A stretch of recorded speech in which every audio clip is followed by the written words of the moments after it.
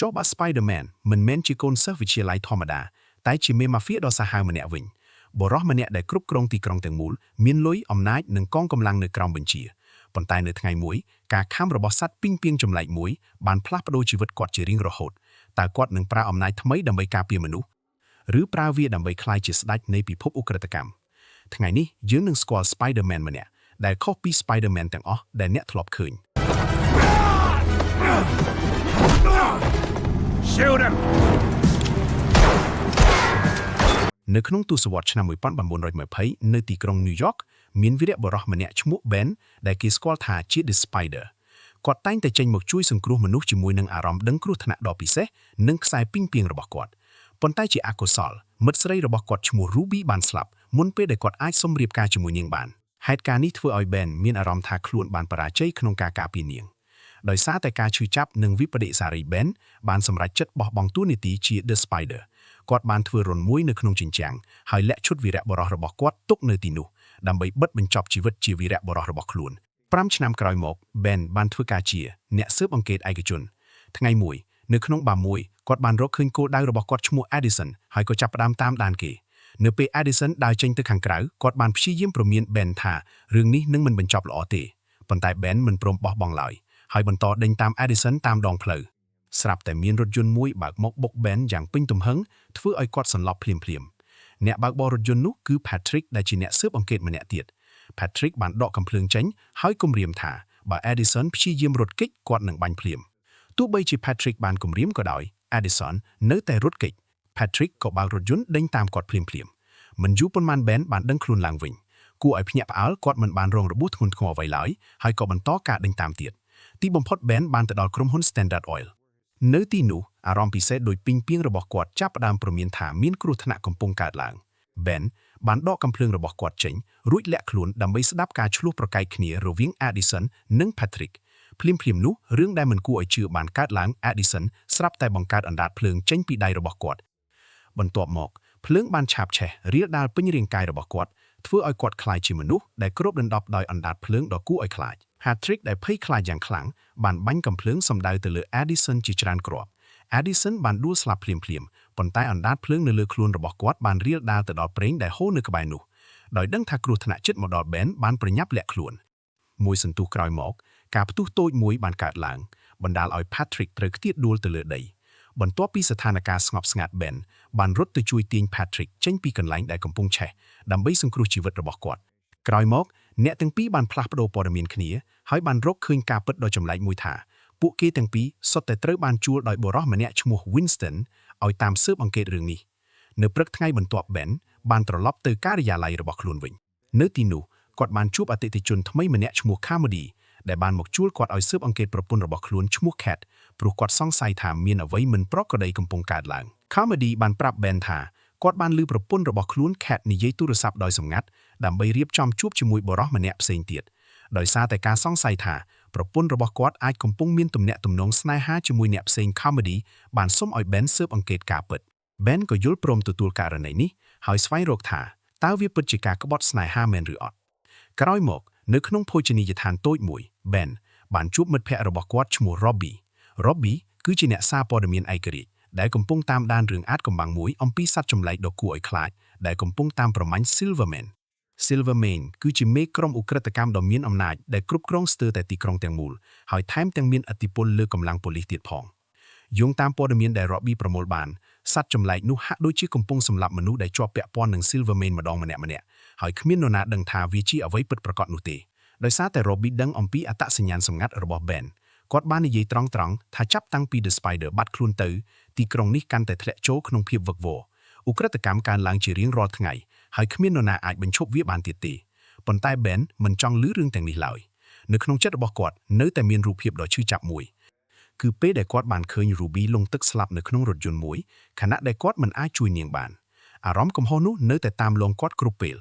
ដូច្នេះទោះបី Robbie ព្យាយាមបញ្ចុះបញ្ចូលយ៉ាងណាក៏ដោយ Ben នៅតែបដិសេធមិនព្រមក្លាយជា The Spider ម្ដងទៀតបន្ទាប់ពីបែកគ្នាជាមួយ Robbie Ben បានទិញកាសែតមួយច្បាប់ដើម្បីអានអត្ថបទថ្មីបំផុតដែលមិត្តរបស់គាត់បានសរសេរ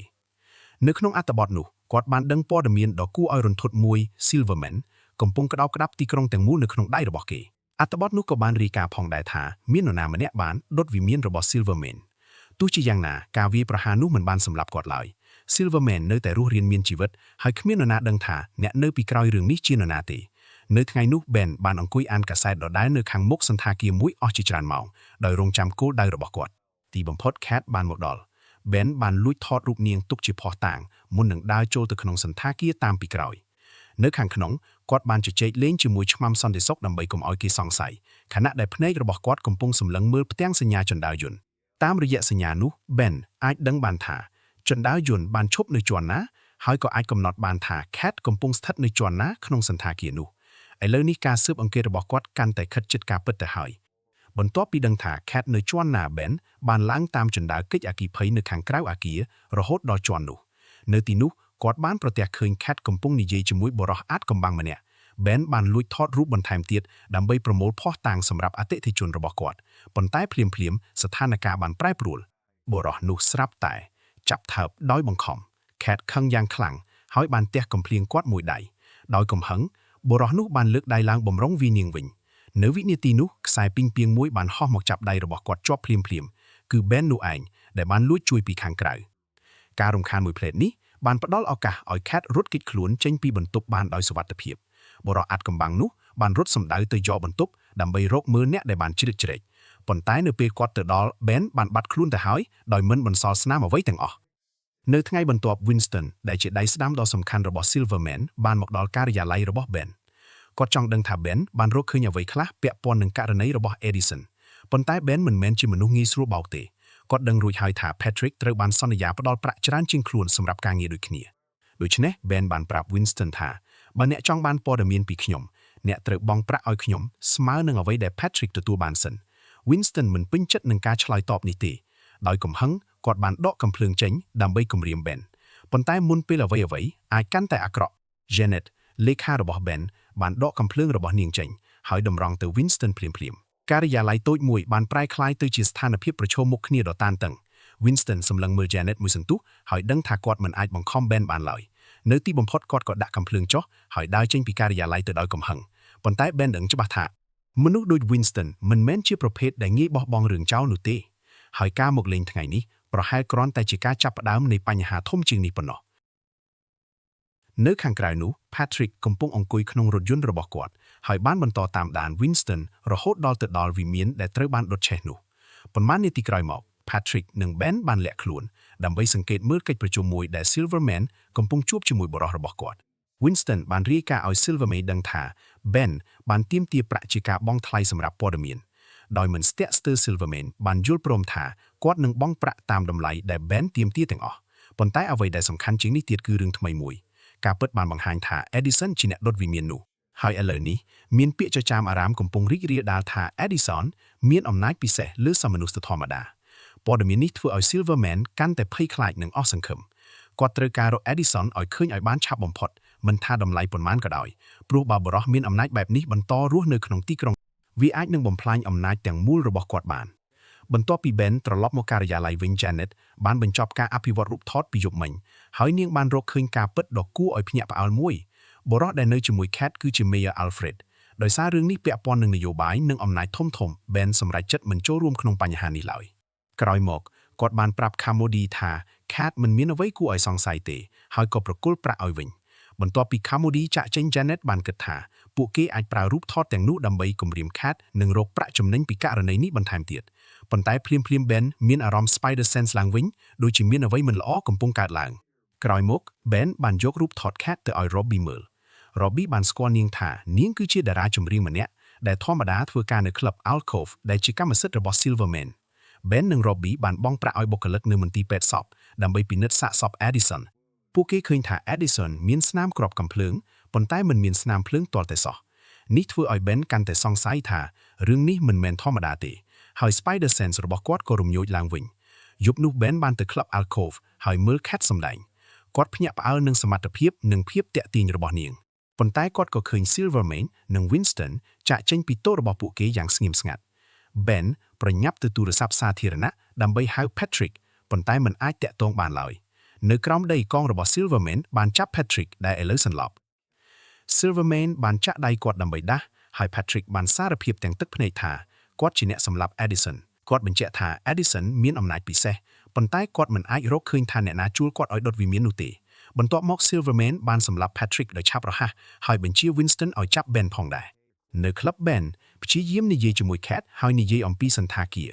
Cat ក៏ហៅអង្គរៈរបស់នាងឈ្មោះ Flint មកមុនពេលគេបណ្ដេញ Ben ចេញគាត់បានប្រគល់រូបថតឲ្យ Cat ហើយចាក់ចេញទៅដោយស្ងៀមស្ងាត់នៅខាងក្រៅ Ben បានឲ្យប្រាក់ខ្លះទៅក្មេងកំព្រាម្នាក់ឈ្មោះ Frankie ដែលបានប្រាប់គាត់ថាគាត់កំពុងត្រូវគេតាមដាន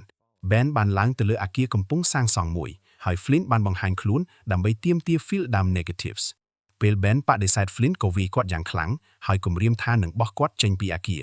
ប៉ុន្តែ Ben នៅតែមិនព្រមបោះបង់ Flint បោះ Ben ទៅលើរចនាសម្ព័ន្ធឈើប៉ុន្តែ Ben ប្រើឈើទាំងនោះប្រយុទ្ធវិញហើយវាយ Flint ឲ្យដួល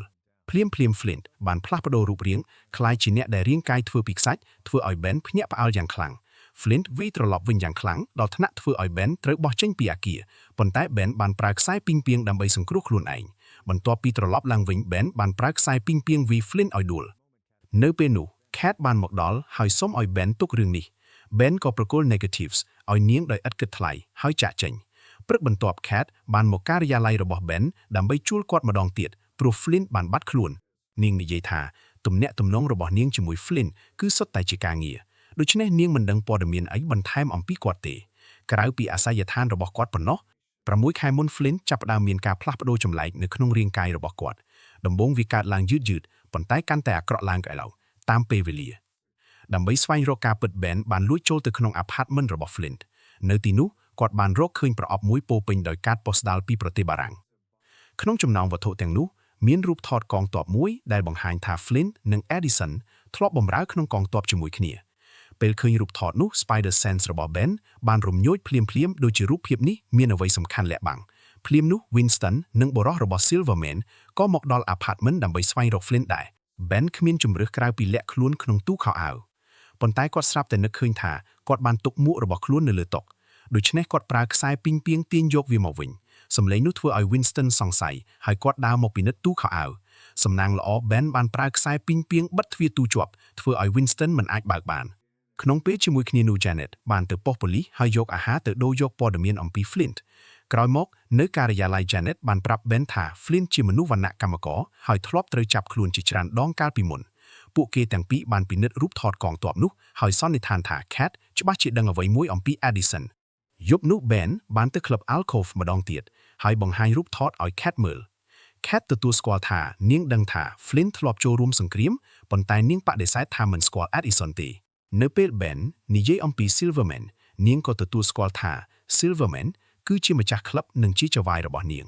ប៉ុន្តែរឿងការងាររបស់នាងជាមួយ Silverman មិនពាក់ព័ន្ធនឹងការងាររបស់ Ben ទេនៅម្ខាងផ្លូវ Flint កំពុងឈរមើលអ្នកទាំងពីរដោយស្ងៀមស្ងាត់ពេល Ben ត្រឡប់ទៅផ្ទះ Spider Sense របស់គាត់បានព្រមានពីគ្រោះថ្នាក់ម្ដងទៀតភ្លាមមានជនពាល2នាក់វាយឆ្មក់មកលើគាត់ Ben ព្យាយាមប្រើខ្សែពីងពាងប៉ុន្តែអំណាចរបស់គាត់មិនដំណើរការឡើយគាត់បានយកម៉ាស៊ីនអាំងនំប៉័ង Toaster បោះទៅលើមុខជនពាលម្នាក់ប៉ុន្តែចុងក្រោយគាត់នៅតែត្រូវគេវាយនិងចាប់ដាក់ក្នុងរថយន្តក្នុងអំឡុងពេលជិះឡាន Ben បាននិយាយរំខានពួកគេរហូតដល់គាត់រកឃើញឱកាសល្អមួយ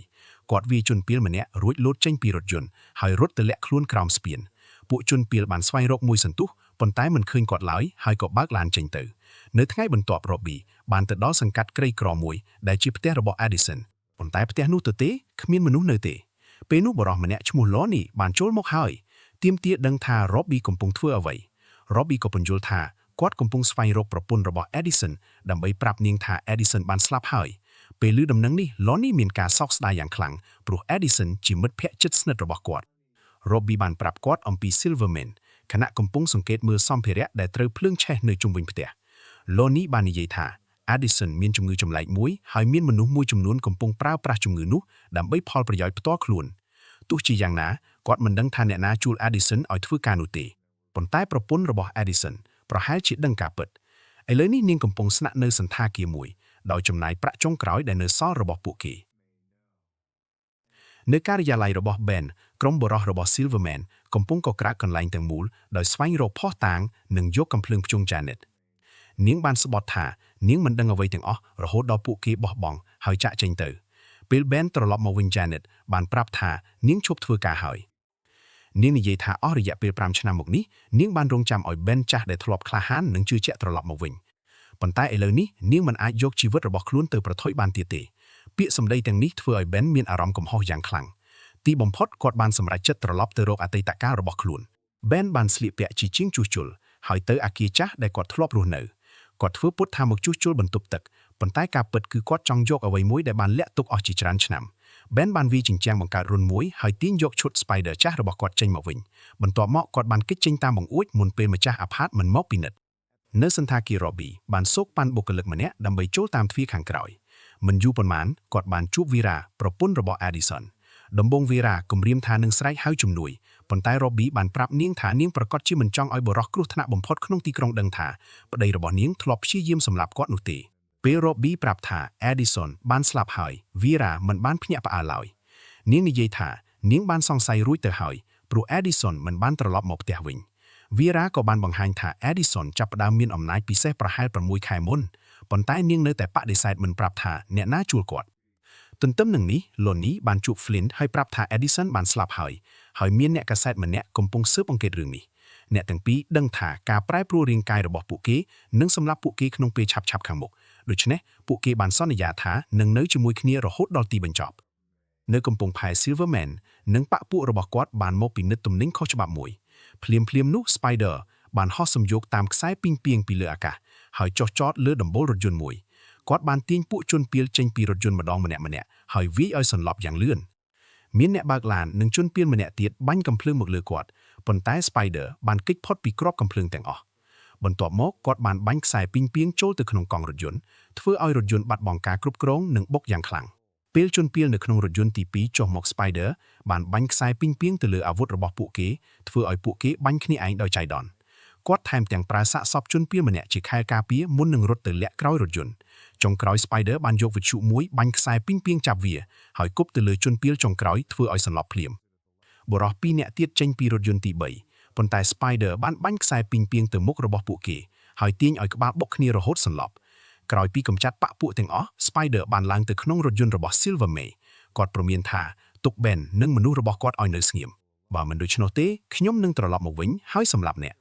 ក្រោយមកនៅការិយាល័យ Ben បានទទួលទូរស័ព្ទពី Robbie ដែលកំពុងស្ថិតនៅកំពង់ផែនៅផ្ទៃខាងក្រោយអាចឮសំឡេងប៉ូលីសនិងការផ្ទុះអាវុធយ៉ាងខ្លាំង Robbie បានប្រាប់ថាប៉ូលីសបានរៀបចំអន្ទាក់សម្រាប់ Silverman ប៉ុន្តែគាត់មិនបានបង្ហាញខ្លួនឡើយតាមមើលទៅសកម្មភាពរបស់ Spider បានបំផ្លាញផែនការរបស់ពួកគេទាំងស្រុង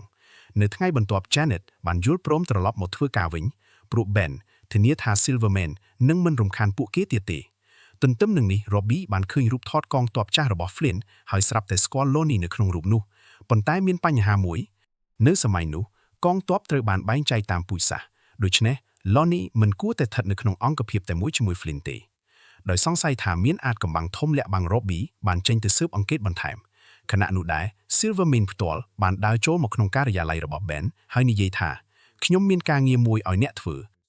Silverman ជឿថាមានជនក្បត់ម្នាក់នៅក្នុងក្រុមរបស់គាត់ដែលបានបញ្ជូន Addison ទៅដុតវិមានរបស់គាត់ហើយថែមទាំងប្រាប់ប៉ូលីសអំពីការដឹកជញ្ជូនទំនិញខុសច្បាប់នៅកំពង់ផែទៀតផងដំបូងគាត់សង្ស័យថា Flint ជាអ្នកក្បត់ប៉ុន្តែក្រោយមកគាត់ដឹងថា Flint មិនបានដឹងអ្វីអំពីការជួបគ្នានៅកំពង់ផែនោះទេដូច្នេះវាមិនអាចជាគាត់បានឡើយ Silverman បានទម្លាក់លុយមួយដុំលើតុហើយសន្យាថានឹងបង់ប្រាក់កាន់តែច្រើនបើ Ben អាចរកឃើញជនក្បត់នោះក្រោយពី Silverman ចាក់ចេញ Ben បានសង្កេតមើលក្រដាសប្រាក់ទាំងនោះហើយរកឃើញថា Silverman តែងតែដាក់សញ្ញាសម្ងាត់លើលុយរបស់គាត់បន្ទាប់មកគាត់បានពិនិត្យលុយរបស់ Cat ហើយក៏ឃើញសញ្ញាដូចគ្នាប៉ុន្តែស្ថិតនៅកន្លែងផ្សេង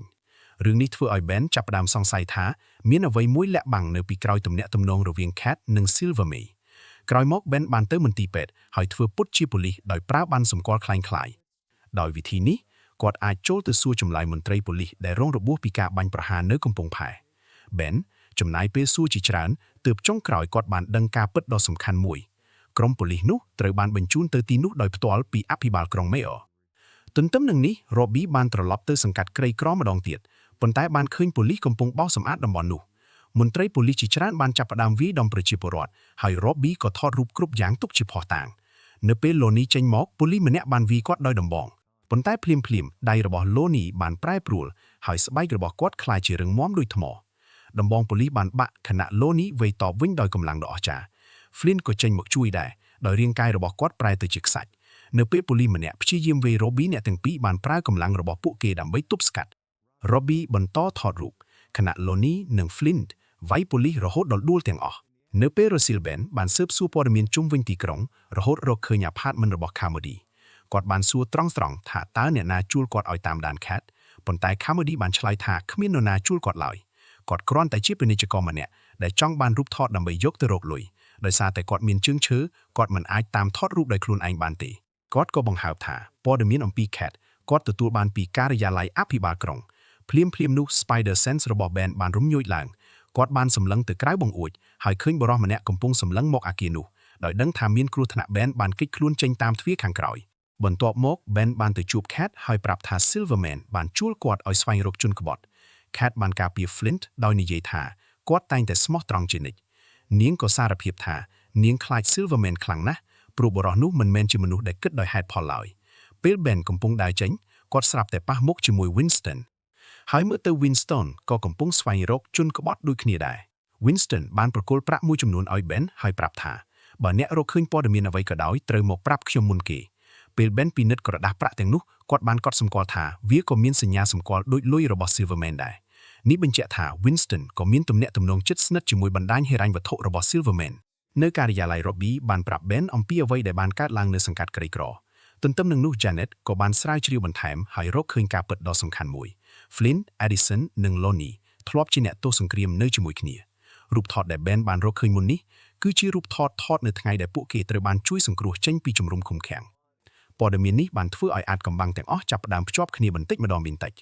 ក្រោយមក Ben បាននិយាយជាមួយ Robbie ដោយឯកជនបន្ទាប់ពីវិភាគខុសតាំងទាំងអស់គាត់បានឈានដល់ការសន្និដ្ឋានដ៏គួរឲ្យភ្ញាក់ផ្អើលមួយ Cat គឺជាជនក្បត់នាងជាអ្នកដែលបញ្ជូនព័ត៌មានសម្ងាត់ទៅឲ្យ Mayor Alfred ប៉ុន្តែ Ben មិនបានខឹងនឹងនាងទេផ្ទុយទៅវិញគាត់បារម្ភថាបើ Winston ដឹងការពិតនាងអាចនឹងត្រូវសម្លាប់ការគិតដល់រឿងនេះបានធ្វើឲ្យ Ben នឹកឃើញដល់ Ruby ម្ដងទៀតស្ត្រីដែលគាត់មិនអាចជួយសង្គ្រោះបានកាលពីអតីតកាលដោយមិនចង់ឲ្យប្រវត្តិសាស្ត្រកើតឡើងម្ដងទៀត Ben បានសុំ Robbie ឲ្យប្រាប់ទីតាំងរបស់ Vera នៅតាមផ្លូវ Ben បានដឹងថាមាននរណាម្នាក់កំពុងតាមដានគាត់ Frankie បានព្យាយាមជួយដោយធ្វើពុតជាលូកហៅប៉ៅបុរសនោះប៉ុន្តែបុរសនោះមានការប្រុងប្រយ័ត្នខ្លាំងគាត់ចាប់ដៃ Frankie បានភ្លាមហើយរុញក្មេងប្រុសនោះចេញនៅពេលគាត់ងាកមកវិញ Ben បានបាត់ខ្លួនទៅហើយ Ben បានទៅជួប Vera នៅសន្តាគារហើយប្រមានថាជីវិតរបស់នាងកំពុងស្ថិតក្នុងគ្រោះថ្នាក់ប៉ុន្តែ Vera បដិសេធមិនព្រមរត់គេចឡើយនាងបាននិយាយថាបើ Ben ចង់ឲ្យនាងចាក់ចេញគាត់ត្រូវរកប្រាក់$100ឲ្យនាងជាមុនសិន Ben មិនមានប្រាក់ប៉ុណ្ណោះទេប៉ុន្តែគាត់បានសន្យាថានឹងត្រឡប់មកវិញជាមួយប្រាក់នោះបន្ទាប់មក Ben បានទៅជួប Silverman ផ្ទាល់គាត់ប្រាប់ថាខ្លួនកំពុងតាមដានតម្រុយសំខាន់មួយចំនួនហើយជិតរកឃើញអត្តសញ្ញាណរបស់ជនក្បត់ហើយ Ben ក៏ធានាថាមិនយូរទេខ្ញុំនឹងមានចម្លើយឲ្យអ្នកប៉ុន្តែការពិតគឺ Ben កំពុងលេងល្បែងដ៏គ្រោះថ្នាក់មួយព្រោះគាត់កំពុងព្យាយាមរកវិធីការពារ Cat មុនពេល Winston និង Silverman រកឃើញការពិត Ben ទៅជួប Silverman មិនមែនដើម្បីផ្ដល់ព័ត៌មានទេគាត់គ្រាន់តែចង់បង្វែរការចាប់អារម្មណ៍ប៉ុណ្ណោះខណៈកំពុងនិយាយជាមួយ Silverman Ben បានលួចបាញ់ខ្សែពីងពីងទៅលើទ្វារយ៉ររបស់វិមានដើម្បីរៀបចំផ្លូវចូលសម្រាប់ពេលក្រោយទន្ទឹមនឹងនេះ Robbie បានលក់អត្ថបទរបស់គាត់ដែលមានរូបថត Flint និង Lonnie ទៅឲ្យកាសែតនៅពេលល្ងាចក្រុមបុរសរបស់ Silverman បានតាមឃ្លាំមើល apartment របស់ Ben ពួកគេគិតថា Ben នៅខាងក្នុងប៉ុន្តែតាមពិតទៅគឺជា Frankie ដែលកំពុងស្លៀកពាក់ខ្លែងខ្លួនជាគាត់ខណៈពេលដែលពួកគេកំពុងតាមឃ្លាំមើលកន្លែងខុស Spider បានលួចចូលទៅក្នុងវិមានរបស់ Silverman យ៉ាងងាយស្រួលដោយប្រើខ្សែពីងពីងដែលគាត់បានដាក់លើទ្វារពីមុននៅខាងក្នុងគាត់បានរកឃើញទូដែកសម្ងាត់របស់ Silverman ដោយប្រើសមត្ថភាពស្ដាប់ដ៏ពិសេស Spider បានស្ដាប់សំឡេងក្នុងសោហើយបើកទូដែកបានជោគជ័យគាត់បានយកប្រាក់$100ដែលគ្មានសញ្ញាសម្គាល់រួចបិទទូដែកវិញដូចដើមប៉ុន្តែភ្លាមខ្យល់បានបក់ទ្វារយ៉របង្កើតសំឡេងខ្លាំងល្មមនឹងដាស់ Silverman ឲ្យភ្ញាក់គាត់បានដកកាំភ្លើងហើយបញ្ជាឲ្យបុរសរបស់គាត់ចាប់ផ្ដើមស្វែងរកអ្នកលុកលុយតែពួកគេមិនដឹងថា Spider កំពុងលាក់ខ្លួនជាប់លើពីដានបន្ទប់នោះទេក្រោយមក Cat បានត្រឡប់ទៅផ្ទះនាងបានឮសំឡេងចម្លែកមួយហើយភ្លាមក៏ដកកាំភ្លើងចេញប៉ុន្តែអ្នកដែលបង្ហាញខ្លួនមិនមែនជាសត្រូវទេគឺ Flint អ្នកទាំងពីរបានជួបគ្នាវិញនិងថើបគ្នាយ៉ាងស្និទ្ធស្នាល Cat បានប្រាប់ថាស្ថានភាពជាមួយ Silverman កំពុងរញ៉េរញ៉ៃខ្លាំងហើយនាងចង់ឲ្យពួកគេរត់គេចទៅរស់នៅកន្លែងផ្សេងជាមួយគ្នាប៉ុន្តែពេលនោះរាងកាយរបស់ Flint ចាប់ផ្ដើមប្រែប្រួលម្ដងទៀតដោយខឹងនឹងខ្លួនឯងដែលមិនអាចគ្រប់គ្រងអំណាចនេះបាន Flint បានវាយជញ្ជាំងមួយទំហឹងគាត់និយាយថាដរាបណាខ្ញុំនៅតែជាបិសាចបែបនេះយើងមិនអាចនៅជាមួយគ្នាបានទេបន្ទាប់មកគាត់បានរត់ចេញទៅតែម្នាក់ឯង នៅថ្ងៃបន្ទាប់កាសែតបានបោះពុម្ពអត្ថបទរបស់ Robbie ប៉ុន្តែវាត្រូវបានកែប្រែទាំងស្រុងអត្ថបទនោះបានហៅ Flynn និង Lonnie ថាបិសាចគ្រោះថ្នាក់ខណៈប៉ូលីសត្រូវបានបង្ហាញថាជាវីរបុរសដែលការពារប្រជាពលរដ្ឋ Robbie ខឹងយ៉ាងខ្លាំងព្រោះឈ្មោះរបស់គាត់ត្រូវបានដាក់នៅក្រោមអត្ថបទคล้ายៗនោះនៅសន្តាគារ Ben បានយកប្រាក់$100,000ទៅឲ្យ Vera ដោយការសន្យាអ្នកទាំងពីរបានធ្វើកិច្ចព្រមព្រៀងមួយហើយ Vera បានចាប់ផ្ដើមរៀបចំខ្លួនចាក់ចេញប៉ុន្តែពេល Ben ដើរចេញក្រុមបុរសរបស់ Silverman បានឃើញគាត់ពួកគេក៏បានកត់សម្គាល់ឃើញ Vera កំពុងខ្ចប់អីវ៉ាន់ផងដែរមិនយូរប៉ុន្មាន Ben ត្រូវបានអង្គរៈមួយក្រុមឡោមព័ទ្ធនៅតាមផ្លូវពួកគេបានប្រាប់ថាអភិបាលក្រុង Alfred ចង់ជួបគាត់នៅការិយាល័យរដ្ឋាភិបាល Alfred បានប្រាប់ថាទីក្រុងកំពុងធ្លាក់ចូលក្នុងភាពវឹកវរហើយគាត់ចង់និយាយជាមួយ Spider ផ្ទាល់ Alfred ដឹងថា Ben មានទំនាក់ទំនងជាមួយ Spider ដូច្នេះមុនពេលបញ្ចប់ការជួបគ្នាគាត់បាននិយាយថាប្រាប់ Spider ថាខ្ញុំចង់ជួបគាត់ទីក្រុងនេះត្រូវការជំនួយរបស់គាត់ប៉ុន្តែ Ben ចាប់ផ្ដើមសង្ស័យថាអភិបាលក្រុងអាចកំពុងលាក់អាតកំបាំងធំជាងអ្វីដែលគាត់បាននិយាយនៅតាមផ្លូវត្រឡប់ទៅផ្ទះ Ben ត្រូវបាន Frankie រត់មកប្រាប់ព័ត៌មានបន្ទាន់មួយ Cat ទើបតែជិះតាក់ស៊ីទៅកាន់ស្ថានីយ៍រថភ្លើងពេលឮដូច្នេះ Ben បានប្រញាប់ទៅទីនោះភ្លាមៗនៅស្ថានីយ៍រថភ្លើងគាត់បានជួប Cat ហើយចោទប្រកាន់ត្រង់ៗថាអ្នកគឺជាជនក្បត់មែនទេ Ben ជឿថា Cat គឺជាអ្នកដែលបញ្ជូនព័ត៌មានសម្ងាត់ទៅឲ្យអភិបាលក្រុង Alfred ប៉ុន្តែមុនពេល Cat អាចពន្យល់អ្វីបាន Winston និងបុរសរបស់គាត់បានមកដល់ Winston មើលឃើញ Ben និង Cat នៅជាមួយគ្នាហើយសន្និដ្ឋានភ្លាមថាអ្នកទាំងពីរកំពុងធ្វើការជាមួយគ្នាដូច្នេះគាត់បានចាប់ខ្លួនពួកគេទាំងពីរក្រោយមកនៅតំបន់ជនបទដាច់ស្រយាលមួយ Silverman បានរៀបចំភ្នូរមួយរួចជាស្រេចវាច្បាស់ណាស់ថាគាត់មានបំណងសម្លាប់នរណាម្នាក់នៅយប់នោះ Winston បាននាំ Ben និង Cat មកដល់ទីនោះប៉ុន្តែមិនមែនមានតែអ្នកទាំងពីរទេ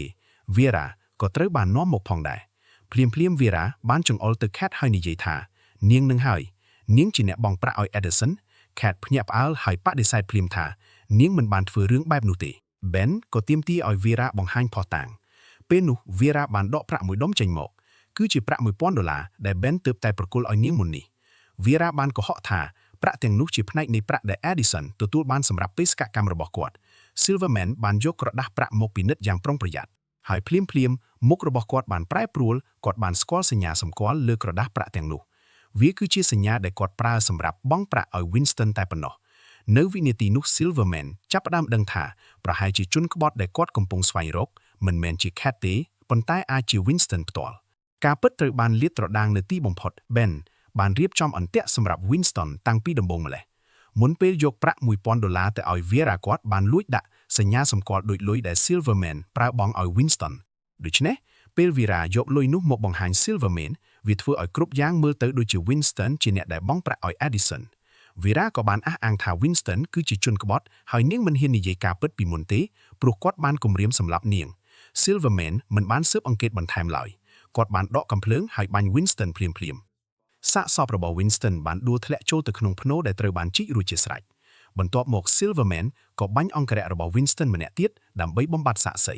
ក្រោយមកនៅក្លឹប Alcove Silverman បានបង់ប្រាក់ឲ្យ Ben សម្រាប់ការស្វែងរកជនក្បត់គាត់ក៏បាននិយាយថានៅថ្ងៃស្អែកគាត់នឹងជួបមេប៉ូលីស Silverman មានការសង្ស័យព្រោះប៉ូលីសបានដាក់អន្ទាក់ចាប់គាត់នៅកំពង់ផែទោះបីជាពួកគេគួរតែស្ថិតក្រោមឥទ្ធិពលរបស់គាត់ក៏ដោយយប់នោះ Cat បានសម្ដែងដូចធម្មតាហើយមើលទៅល្អឥតខ្ចោះនៅលើឆាកប៉ុន្តែពេលនាងត្រឡប់ទៅផ្ទះវិញនាងបានបាក់ទឹកចិត្តទាំងស្រុងនៅថ្ងៃបន្ទាប់ Silverman អង្គុយរងចាំមេប៉ូលីសមកជួបប៉ុន្តែគ្មាននរណាមកឡើយដោយកំហឹងគាត់បានគប់ពេងតែបំបីខ្ទេចខ្ទីខណៈពេលនោះ Ben និង Cat បានជួបគ្នានៅក្នុងរោងមហោស្រពចាស់ទំនេរមួយដើម្បីនិយាយគ្នាដោយសម្ងាត់ Cat បានប្រាប់ថាមុនពេលជួប Silverman នាងធ្លាប់ច្រៀងនៅទីនោះនៅថ្ងៃមួយ Silverman បានផ្ដល់ឱកាសឲ្យនាងក្លាយជាតារាចម្រៀងសំខាន់នៅក្លឹបថ្មីរបស់គាត់កាលនោះនាងរំភើបខ្លាំងពេករហូតមិនបានគិតពីផលវិបាកនាពេលអនាគតឥឡូវនេះនាងមានអារម្មណ៍ថាខ្លួនគ្រាន់តែជាអាយ៉ងមួយរបស់ Silverman ប៉ុណ្ណោះ Cat ក៏បានប្រាប់អាត់កំបាំងមួយទៀត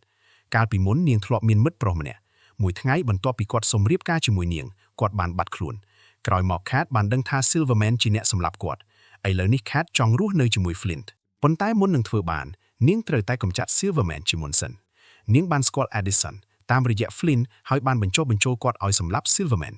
ប៉ុន្តែ Edison បរាជ័យក្នុងបេសកកម្មនោះបន្ទាប់មក Cat ក៏ជាអ្នកបញ្ជូនព័ត៌មានទៅឲ្យអភិបាលក្រុង Alfred ដើម្បីឲ្យប៉ូលីសឆ្មក់ចូលកំពង់ផែតែផែនការនោះក៏ត្រូវបំផ្លាញដោយ Spider ទៀត អ្វីដែល Cat មិនបានដឹងគឺ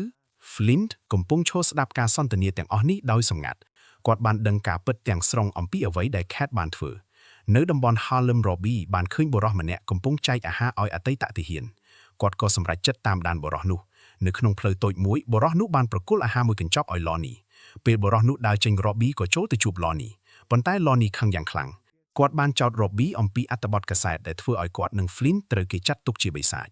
ទោះបី Robbie ព្យាយាមពន្យល់ថាអត្ថបទរបស់គាត់ត្រូវបានកែប្រែក៏ដោយ Lonnie ហាក់ដូចជាមិនចង់ស្ដាប់ទៀតឡើយ Robbie បានពន្យល់ថាអត្ថបទរបស់គាត់ត្រូវបានគេកែប្រែខ្លឹមសារហើយសុំឲ្យ Lonnie អង្គុយនិយាយគ្នាសិនទន្ទឹមនឹងនោះ Flint បានទៅជួប Silverman ហើយប្រាប់ថាគាត់ត្រូវលាក់ខ្លួនមួយរយៈដោយសារតែព័ត៌មានក្នុងកាសែត Silverman សប្បាយចិត្តដែលបានឃើញ Flint វិញហើយប្រាប់ថា Winston គឺជាជនក្បត់ពេលនឹកឃើញអ្វីដែលគាត់បានឮនៅក្នុងរោងមហោស្រព Flint ក៏ដឹងថា Cat បានបោកបញ្ឆោត Winston កំហឹងបានធ្វើឲ្យរាងកាយរបស់គាត់ចាប់ផ្ដើមប្រែប្រួលខណៈគាត់ប្រាប់ Silverman ថាគាត់នឹងប្រយុទ្ធដើម្បីគាត់នៅការិយាល័យ Robbie បាននាំ Lonnie មកជួប Ben Lonnie នៅតែមិនសូវមានទំនុកចិត្តក្នុងការនិយាយជាមួយអ្នកដទៃ Janet បានព្យាយាមធ្វើឲ្យបរិយាកាសធូរស្រាលដោយលេងបៀជាមួយគាត់ខណៈរងចាំ Ben មកដល់បន្តិចម្ដងបន្ដួយ Lonnie ក៏ចាប់ផ្ដើមស្ងប់ចិត្តហើយបង្ហាញការពិតមួយគាត់និយាយថានៅពេលជាប់ជាអ្នកទោសសង្គ្រាមពួកអាឡឺម៉ង់បានធ្វើពិសោធន៍លើរាងកាយរបស់គាត់ការប្រែប្រួលនេះមិនអាចបញ្ឈប់បានទេប៉ុន្តែមនុស្សម្នាក់ដែលអាចដឹងព័ត៌មានបន្ថែមគឺ Dr. Faber នៅភោជនីយដ្ឋានមួយ Silverman បានជួបអភិបាលក្រុង Alfred អ្នកទាំងពីរបានឆ្លោះប្រកែកគ្នាអំពីអំណាចនិងការគ្រប់គ្រងទីក្រុង Alfred បានបង្ហាញថាឥឡូវនេះមេប៉ូលីសស្ថិតនៅខាងគាត់ហើយតាមពិតមេប៉ូលីសកំពុងមកញ៉ាំអាហារជាមួយគាត់នៅទីនោះ Silverman ខឹងយ៉ាងខ្លាំងរហូតបញ្ជាឲ្យ Flint វាយបំបែកតុអាហារប៉ុន្តែ Alfred នៅតែមិនព្រមចុះចាញ់នៅ apartment របស់ Ben គាត់បានប្រាប់ Cat អំពីអតីតកាលដ៏ឈឺចាប់របស់គាត់ Ruby ត្រូវបានសម្លាប់ដោយអតិថិជនម្នាក់ដែលចង់សងសឹកបន្ទាប់ពីការងារមួយបរាជ័យនៅថ្ងៃនោះ Ben កំពុងផឹកស្រាជាមួយមិត្តភ័ក្តិហើយមិនអាចទៅជួយ Ruby ទាន់ពេលបានឡើយគាត់ជឿថាបើ Ruby មិនបានស្គាល់គាត់នាងប្រហែលជានៅរស់រានមានជីវិត Cat បានកាន់ដៃគាត់ហើយប្រាប់ថាអ្នកទាំងពីរអាចចាប់ផ្ដើមជីវិតថ្មីជាមួយគ្នាបានពេលដែលពួកគេជិតថើបគ្នាសំឡេងវិទ្យុបន្ទាន់មួយបានរំខានពួកគេវិទ្យុបានរាយការណ៍ថាមានបិសាចមួយកំពុងបង្កភាពវឹកវរនៅតំបន់លក់ពេជ្រ Cat គិតថាប្រហែលជា Flint ហើយសុំឲ្យ Ben ទៅជួយគាត់ប៉ុន្តែ Ben បដិសេធ Cat ខកចិត្តយ៉ាងខ្លាំងហើយហៅគាត់ថាមនុស្សកំសាកមុននឹងដើរចេញក្រោយពី Cat ចេញទៅ Ben បានទូរស័ព្ទទៅ Robbie ឲ្យមកជួបគាត់នៅតំបន់លក់ពេជ្របន្ទាប់ពីស្លៀកឈុត Spider-Man រាល់រួចគាត់ក៏ធ្វើដំណើរទៅទីនោះពេលទៅដល់គាត់បានដឹងថាបិសាចដែលគេនិយាយដល់មិនមែនជា Flint ទេវាគឺជា Dirk បុរសម្នាក់ដែលមានអំណាចគ្រប់គ្រងចរន្តអគ្គិសនី Spider បានបាញ់សរសៃពីងពីងទៅលើដៃរបស់ Dirk ប៉ុន្តែវាបានធ្វើឲ្យ Dirk អាចបញ្ជូនចរន្តអគ្គិសនីតាមខ្សែនោះវិញ Spider ត្រូវឆក់ភ្លើងយ៉ាងខ្លាំងនៅពេល Robbie មកដល់ដើម្បីថតរូប Dirk បានចាប់ Spider ដោយផ្ទាល់ហើយឆក់គាត់ម្ដងទៀតបន្ទាប់មកគាត់បាញ់ចរន្តអគ្គិសនីចូលក្នុងទឹកក្បែរនោះដើម្បីឆក់ Spider បន្ថែម Spider ព្យាយាមតស៊ូប៉ុន្តែអគ្គិសនីបានប៉ះពាល់ដល់អារម្មណ៍និងប្រតិកម្មរបស់គាត់ Dirk បានវាយគាត់យ៉ាងងាយស្រួល Spider បានរត់គេចដោយលោតឡើងជញ្ជាំង Dirk ក៏បញ្ជូនអគ្គិសនីតាមជញ្ជាំងឡើងទៅតាមគាត់ Spider ត្រូវប្រឹងគេចយ៉ាងលំបាកពេលគាត់លោតទៅឈរលើបង្គោលភ្លើង Dirk ក៏បញ្ជូនអគ្គិសនីតាមខ្សែភ្លើងទៅវាយប្រហារម្ដងទៀតភ្លាមនោះ Cat បានមកដល់កន្លែងកើតហេតុការមកដល់របស់នាងបានធ្វើឲ្យ Dirk បាត់ការផ្ដោតអារម្មណ៍ហើយថាមពលអគ្គិសនីរបស់គាត់ក៏ចាប់ផ្ដើមរំខានខ្លួនឯងបន្ទាប់មក Dirk បានស្រូបយកថាមពលទាំងអស់ពីប្រអប់ចែកចាយអគ្គិសនីនៃអគារមួយដើម្បីបញ្ឈប់គាត់ Spider បានប្រើសរសៃពីងពីងកាត់ខ្សែភ្លើងធ្វើឲ្យតំបន់ទាំងមូលដាច់ភ្លើង Dirk ដែលបានស្រូបថាមពលអគ្គិសនីឡើងវិញបានវាយប្រហារ Spider ម្ដងទៀតគាត់ប្រើអ្វីគ្រប់យ៉ាងដែលរកបាននៅតាមផ្លូវជាអាវុធបោះនិងវាយប្រហារទៅលើ Spider ត្រូវវាយចំជាច្រើនដងហើយដំបូងស្ថានភាពមើលទៅអាក្រក់ខ្លាំងប៉ុន្តែរាល់ពេល Dirk ប្រើអំណាចគាត់ក៏បាត់បង់ថាមពលកាន់តែច្រើនដែរទីបំផុតថាមពលអគ្គិសនីរបស់គាត់អស់ទាំងស្រុងឃើញឱកាស Spider បានលើកផ្លាកសញ្ញាមួយវាយចំក្បាល Dirk ធ្វើឲ្យគាត់សន្លប់ប៉ូលីសបានប្រញាប់មកចាប់ខ្លួន Dirk ខណៈអភិបាលក្រុង Alfred បានចាប់ដៃ Spider នៅមុខកាមេរ៉ារបស់ Rob បន្ទាប់មក Alfred បានប្រកាសជាសាធារណៈថាខ្ញុំនិង Spider បានសហការគ្នាដើម្បីសង្គ្រោះទីក្រុងនេះហ្វូងមនុស្សបានហូរកញ្ជ្រៀវអបអរសាទររហូតគ្មាននរណាឮ Spider និយាយថាវាមិនមែនជាការពិតទេ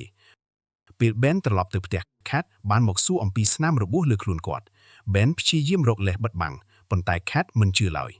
ភ្លាមនោះនាងបានលោតចេញតាមបង្អួច Ben ភ័យស្លន់ស្លោហើយគ្មានជំរឿអ្វីក្រៅពីប្រើសរសៃពីងពីងចាប់នាងទុកពេលនោះ Cat ញញឹមហើយនិយាយថាសួស្តីលោក Spider បន្ទាប់មកអ្នកទាំងពីរបានថើបគ្នាជាលើកដំបូងក្រោយមកពួកគេបានទៅអង្គុយនៅភោជនីយដ្ឋានមួយ Cat ចង់ដឹងការពិតទាំងអស់អំពី Ben ក៏ចាប់ផ្ដើមរៀបរាប់អតីតកាលរបស់ខ្លួនកាលពីសង្គ្រាមលោក Ben ក៏ធ្លាប់ជាទាហានម្នាក់ដែរកងកម្លាំងរបស់គាត់បានវាយលុកមូលដ្ឋានសម្ងាត់របស់អាល្លឺម៉ង់នៅប្រទេសបារាំងពួកគេបានសម្លាប់ទាហានអាល្លឺម៉ង់ជាច្រើននិងចូលទៅក្នុងអគារចាស់មួយនៅទីនោះ Ben ភ្ញាក់ផ្អើលយ៉ាងខ្លាំងពេលឃើញបន្ទប់ឃុំឃាំងពេញទៅដោយអ្នកទោស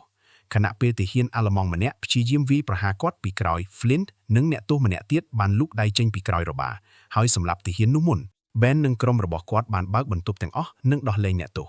ក្នុងចំណោមនោះមាន Flint និង Edison ផងដែរប៉ុន្តែ Ben និងទាហានម្នាក់ទៀតបានបន្តចូលជ្រៅទៅក្នុងមូលដ្ឋាននោះនៅទីនោះពួកគេបានរកឃើញរឿងដ៏រន្ធត់មួយមានមនុស្សជាច្រើនត្រូវបានចងជាប់លើគ្រែពិសោធន៍និងភ្ជាប់ជាមួយសត្វចម្លែកផ្សេងៗដូចជាពស់និងកង្កែបពួកគេបានប្រញាប់ដោះលែងអ្នកទោសទាំងនោះនៅក្នុងបន្ទប់មួយ Ben បានឃើញបុរសម្នាក់ដែលត្រូវបានភ្ជាប់ជាមួយសត្វពីងពីងពេលគាត់ទាញកម្រាលគ្រែចេញគាត់បានឃើញថាបុរសនោះកំពុងប្រែខ្លួនទៅជាមនុស្សពាក់កណ្ដាលពីងពីងបន្តិចម្ដងភ្លាមនោះបុរសនោះបានចាប់ដៃ Ben ហើយខំគាត់យ៉ាងខ្លាំងទាហានដែលនៅជាមួយ Ben គ្មានជំរឿសអ្វីក្រៅពីបាញ់ក្បាលបុរសនោះដោយសារពឹសរបស់ពីងពីង Ben ចាប់ផ្ដើមវិលមុខនិងស្រពេចស្រពិលមុនសន្លប់គាត់បានប្រាប់មិត្តរួមកងថាដុតកន្លែងនេះចោលទាំងអស់ទៅក្រោយមកនៅថ្ងៃថតរូបក្រុមដ៏ល្បីនោះ Ben មិនបាននៅក្នុងរូបទេព្រោះគាត់កំពុងដេកសន្លប់នៅក្បែរនោះត្រឡប់មកបច្ចុប្បន្នវិញ Ben បានប្រាប់ Cat ថាគាត់បានរៀនគ្រប់គ្រងអំណាចរបស់ខ្លួននិងទប់ស្កាត់សភាវៈពីងពីងនៅក្នុងខ្លួនបានគាត់ជឿថា Flint, Lonnie និង Edison ក៏ទទួលបានអំណាចរបស់ពួកគេពីការពិសោធន៍នៅមូលដ្ឋាននោះដែរហើយឥឡូវនេះ Ben ចាប់ផ្ដើមឆ្ងល់ថាប្រហែលជាពួកគេស្គាល់នរណាម្នាក់ដែលអាចព្យាបាលនិងបញ្ឈប់ការប្រែខ្លួនដ៏គួរឲ្យខ្លាចនេះបានបន្ទាប់ពីបាត់បង់ Ruby ទៅ Ben លែងចង់មានអំណាចពិសេសទាំងនេះទៀតហើយគាត់ជឿថាអំណាចពីងពីងមិនបានផ្ដល់សុភមង្គលឲ្យគាត់ឡើយហើយវាថែមទាំងនាំឲ្យមនុស្សដែលគាត់ស្រឡាញ់បាត់បង់ជីវិតទៀតផងនៅថ្ងៃបន្ទាប់ Ruby បានយកព័ត៌មានអំពី Dirk ទៅលក់ឲ្យកាសែតប៉ុន្តែលើកនេះគាត់បានដាក់លក្ខខណ្ឌ3យ៉ាង1កាសែតមិនត្រូវកែប្រែខ្លឹមសាររបស់គាត់ឡើយ2ពួកគេត្រូវបោះពុម្ពសេចក្តីកែតម្រូវចំពោះអត្ថបទคล้ายៗមុន3 Ruby ត្រូវទទួលបានការងារអចិន្ត្រៃយ៍នៅក្រុមហ៊ុនថាកែរបស់គាត់មិនចង់ឲ្យកាសែតគូប្រជែងទិញព័ត៌មាននេះទេដូច្នេះគាត់ក៏យល់ព្រមតាមលក្ខខណ្ឌទាំងអស់ក្រោយមកនៅការិយាល័យ Janet និង Ruby បានបង្ហាញលទ្ធផលស្រាវជ្រាវថ្មីឲ្យ Ben មើលឯកសារទាំងនោះបញ្ជាក់ថា Dirk ក៏ធ្លាប់ជាអ្នកទោសនៅជំរំពិសោធន៍នោះដែរតាមមើលទៅអាល្លឺម៉ង់ធ្លាប់ព្យាយាមបង្កើតកម្មវិធីទាហានកំពូល Super Soldier Program មួយប៉ុន្តែការពិសោធន៍នោះបានបរាជ័យ Ben គិតថាប្រភពនៃអំណាចមិនមែនជាបញ្ហាសំខាន់ទេអ្វីដែលសំខាន់គឺហេតុអ្វីបានជាអំណាចទាំងនេះទើបតែភ្ញាក់ឡើងនៅពេលនេះ Janet បានបង្ហាញតម្រុយថ្មីមួយមនុស្សទាំងអស់ដែលមានអំណាចចម្លែកទាំងនេះសុទ្ធតែធ្លាប់ទៅជួបវេជ្ជបណ្ឌិតដូចគ្នានាងមានឈ្មោះថា Dr. Faber អស់រយៈពេល10ឆ្នាំមកហើយនាងបានធ្វើការសិក្សាស្រាវជ្រាវលើអតីតអ្នកទោសសង្គ្រាម Dr. Faber គឺជាអ្នកជំនាញខាង Zen Genetics ដ៏ល្បីល្បាញនាងមានសញ្ញាបត្រនិងពានរង្វាន់ជាច្រើនដូច្នេះវាពិតជាគួរឲ្យសង្ស័យណាស់ដែលបច្ចុប្បន្ននាងបែរជាមកធ្វើការនៅមន្ទីរពេទ្យតូចមួយក្នុង Queens Lonnie ធ្លាប់ប្រាប់ថាកាលពី9ខែមុន Dr. Faber បានជួបគាត់និងមិត្តភ័ក្តិរបស់គាត់លើពីនេះនាងក៏ដឹងអំពីជំរំពិសោធន៍សម្ងាត់នោះផងដែរនៅក្នុងពន្ធនាគារ Dirk កំពុងត្រូវបានគេធ្វើទារុណកម្មដើម្បីបង្ខំឲ្យប្រាប់ព័ត៌មានប៉ុន្តែគាត់មិនព្រមនិយាយអ្វីទាំងអស់ផ្ទុយទៅវិញគាត់ថែមទាំងសើចចំអកទៀតផងទោះបីកំពុងរងការឈឺចាប់ក៏ដោយទន្ទឹមនឹងនោះ Flint បានក្លាយជាដៃស្ដាំថ្មីរបស់ Silverman គាត់បានទៅជួប Lonnie ហើយព្យាយាមបញ្ចុះបញ្ចូលឲ្យធ្វើការជាមួយ Silverman ផងដែរ Flint និយាយថាពួកយើងគ្មានជំរឿសផ្សេងទៀតក្នុងជីវិតទេនៅមន្ទីរពេទ្យ Robbie បានទៅជួប Dr. Faber ដោយធ្វើពុតថាចង់សម្ភាសនាងខណៈដែលនាងកំពុងរវល់ឆ្លើយសំណួរ Ben បានលួចចូលទៅក្នុងការិយាល័យរបស់នាងគាត់ចាប់ផ្ដើមឆែករកឯកសារនៅក្នុងទូឯកសារហើយនៅទីនោះគាត់បានរកឃើញផ្នែកសម្ងាត់មួយដែលលាក់ឯកសារបន្ថែមជាច្រើនឯកសារទាំងនោះអាចជាគន្លឹះដែលនឹងបង្ហាញការពិតទាំងស្រុងអំពីអំណាចចម្លែករបស់ Flint, Lonnie, Dirk និងសូម្បីតែ Ben ខ្លួនឯងជាអកុសលសំណួររបស់ Robbie បានធ្វើឲ្យ Dr. Faber មិនពេញចិត្តនាងធ្វើពុតជាមិនដឹងអ្វីទាំងអស់អំពីមនុស្សដែលមានអំណាចពិសេសហើយបានត្រឡប់ទៅការិយាល័យរបស់នាងវិញ Ben បានឮសំឡេងនាងដើរមកជិតដូច្នេះគាត់ប្រញាប់លាក់ឯកសារទាំងនោះហើយធ្វើពុតជាអ្នកជំងឺដែលវង្វេងផ្លូវមុននឹងដើរចេញយ៉ាងលឿនជំនួយការរបស់ Dr. Faber ដែលមានឈ្មោះ Ogden ក៏ធ្លាប់ជាអ្នកទោសនៅជំរំពិសោធន៍នោះដែរគាត់បានស្គាល់ Ben ភ្លាមព្រោះ Ben គឺជាទាហានដែលបានមកជួយសង្គ្រោះពួកគេកាលពីសង្គ្រាមពេល Dr. Faber ពិនិត្យទូឯកសាររបស់នាងក៏ដឹងភ្លាមថាឯកសារមួយចំនួនបានបាត់ដូច្នេះនាងបានបញ្ជា Ogden ឲ្យទៅតាមរក Ben ប៉ុន្តែនៅខាងក្រៅ Ben បានយកឯកសារដែលគាត់លាក់ទុកដោយសរសៃពីងពីងហើយចាក់ចេញជាមួយ Robbie រួចទៅហើយពេល Ogden រត់ចេញមកពួកគេទាំងពីរបានបាត់ខ្លួនទៅហើយទន្ទឹមនឹងនេះនៅក្នុងពន្ធនាគារ Flint និង Lonnie បានសម្រុកចូលមកដើម្បីជួយ Dirk ប៉ូលីសបានបាញ់ពួកគេមិនឈប់ប៉ុន្តែគ្រាប់កាំភ្លើងមិនអាចធ្វើអ្វីពួកគេបានឡើយ Flint និង Lonnie បានវាយបំបាក់ប៉ូលីសគ្រប់គ្នាដែលព្យាយាមរារាំងចុងក្រោយ Lonnie បានហែកទ្វារដែកចុងក្រោយចេញទាំងកម្លាំងប៉ូលីស2នាក់ចុងក្រោយភ័យខ្លាចរត់គេចខ្លួនអស់ពួកគេបានចាប់បុរសដែលធ្លាប់ធ្វើទារុណកម្ម Dirk ហើយវាយគាត់យ៉ាងចាស់ដៃភ្លាមនោះ Silverman ក៏បានមកដល់គាត់បានផ្ដល់សំណើឲ្យ Dirk ចូលរួមជាមួយក្រុមរបស់គាត់ Dirk បានយល់ព្រមក្រោយពីត្រូវបានដោះលែង Dirk បានចាប់ខ្សែភ្លើងមួយចំនួនដើម្បីស្រូបថាមពលអគ្គិសនីបន្ទាប់មកគាត់បានដើរទៅជិតបុរសដែលធ្លាប់ធ្វើទារុណកម្មគាត់ហើយថើបគាត់ប៉ុន្តែវាមិនមែនជាការថើបធម្មតាទេ Dirk បានបញ្ចេញចរន្តអគ្គិសនីយ៉ាងខ្លាំងឆក់បុរសនោះរហូតដល់ស្លាប់នៅការិយាល័យ Ben និង Robbie បានចំណាយពេលពេញមួយយប់អានឯកសារដែលលួចបានពួកគេបានរកឃើញការពិតដ៏គួរឲ្យរន្ធត់អ្នកទោសទាំងនោះត្រូវបានចាក់សារធាតុផ្សំពីរុក្ខជាតិនិងរ៉ែដែលមានវិទ្យុសកម្មលើពីនេះ DNA របស់ពួកគេក៏ត្រូវបានបញ្ចូលជាមួយ Gen របស់សត្វផ្សេងៗផងដែរនិយាយឲ្យស្រួលយល់គឺពួកគេត្រូវបានប្រើជាមនុស្សសាកល្បងសម្រាប់គម្រោងបង្កើត Super Soldier ឯកសារបង្ហាញថា Dr. Faber ព្យាយាមជួយសង្គ្រោះពួកគេប៉ុន្តែការព្យាបាលរបស់នាងបានធ្វើឲ្យការប្រែប្រួលកាន់តែលឿនជាងមុនឥឡូវនេះ Flint, Lonnie, Dirk និងអ្នកផ្សេងៗទៀតកំពុងឈានទៅរកសេចក្តីស្លាប់ក្រោយមក Ben ត្រូវបានហៅទៅជួប Silverman ម្ដងទៀតពេលទៅដល់គាត់បានកត់សម្គាល់ថាមនុស្សដែលមានអំណាចពិសេសជាច្រើនកំពុងធ្វើការឲ្យ Silverman មានសារៈមួយសម្រាប់ Spider គាត់បានព្រមានថាបើ Spider មិនចេះរស់នៅដោយសុខសាន្តទេគាត់នឹងជួបបញ្ហាធំពេល Ben កំពុងត្រៀមចាក់ចេញ Flint បានហៅគាត់ទៅនិយាយជាលក្ខណៈឯកជន Flint បាននិយាយថាគាត់ដឹងរួចហើយថា Winston ត្រូវបាន Ben រៀបចំអន្ទាក់គាត់ក៏ដឹងថា Winston មិនមែនជាជនក្បត់ពិតប្រាកដដែរប៉ុន្តែ Flint មិនបានប្រាប់ Silverman ទេហេតុផលគឺគាត់ចង់ការពារ Cat ដោយសារតែគាត់ស្រឡាញ់នាងខ្លាំងពេកមិនចង់ឲ្យ Silverman ដឹងការពិតនិងសម្លាប់នាងឡើយ Flint បានប្រាប់ Ben ថាគាត់នឹងលាក់អាចកំបាំងរឿង Winston ឲ្យតែម្ដងប៉ុណ្ណោះនេះជាលើកចុងក្រោយដែលខ្ញុំអត់ឲ្យអ្នកបន្ទាប់ពីនោះ Ben បានទៅជួប Cat តាមបង្អួចផ្ទះរបស់នាងគាត់ប្រាប់ថា Flint នៅសល់ពេលរស់មិនច្រើនទៀត Ben គិតថាពួកគេគួរតែឈប់រត់តាមស្រមោលអតីតកាលហើយចាក់ចេញពីទីក្រុង New York ដើម្បីចាប់ផ្ដើមជីវិតថ្មីនៅកន្លែងផ្សេង Cat បានយល់ព្រមនាងក៏ថើប Ben មួយខ្សឹតដើម្បីបញ្ជាក់ការសម្រេចចិត្តរបស់នាងនៅព្រឹកថ្ងៃបន្ទាប់ Lonnie បានទៅជួប Cat ដើម្បីនិយាយអំពី Flint នៅក្នុងរោងមហោស្រពចាស់ Flint កំពុងទាញគ្រាប់កាំភ្លើងចេញពីរាងកាយខ្សាច់របស់គាត់ Cat បានរកគាត់ឃើញហើយស្បត់ថាអ្វីគ្រប់យ៉ាងដែលនាងបានធ្វើគឺដើម្បីពួកគេទាំងពីរ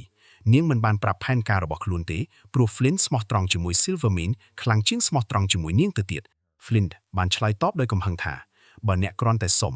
ខ្ញុំនឹងសម្លាប់ Silverman ដើម្បីអ្នកដោយសារកំហឹង Flint បានវិបំបីសសរមួយវាបានដួលស្ទើរតែសម្លាប់ Cat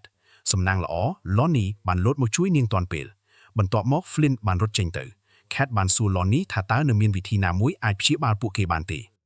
Lonnie បានបង្ហាញការពិតដ៏សំខាន់មួយ Dr. Faber កំពុងស្វែងរក Spider មូលហេតុគឺការប្រែប្រួលរបស់ Spider មានស្ថិរភាពជាងអ្នកផ្សេងទាំងអស់ប្រសិនបើនាងអាចសិក្សាគាត់បាននោះគាត់អាចជាគន្លឹះក្នុងការរកវិធីព្យាបាល Flint, Lonnie និងអ្នកផ្សេងទៀតនៅមន្ទីរពេទ្យ Dr. Faber និង Ogden កំពុងរៀបចំចាក់ចេញពួកគេខ្លាចថា Robbie នឹងបន្តស៊ើបអង្កេតហើយអាចបញ្ជូនមនុស្សមកតាមរកពួកគេពេលនោះ Cat បានទៅជួបពួកគេនាងបានទាមទារឲ្យពួកគេសន្យាថានឹងជួយ Flint ជាមុនសិនបន្ទាប់មកនាងបានប្រាប់អាចកំបាំងដ៏ធំបំផុតមួយ Spider ពិតប្រាកដគឺ Ben ទន្ទឹមនឹងនោះ Ben បានត្រឡប់ទៅផ្ទះ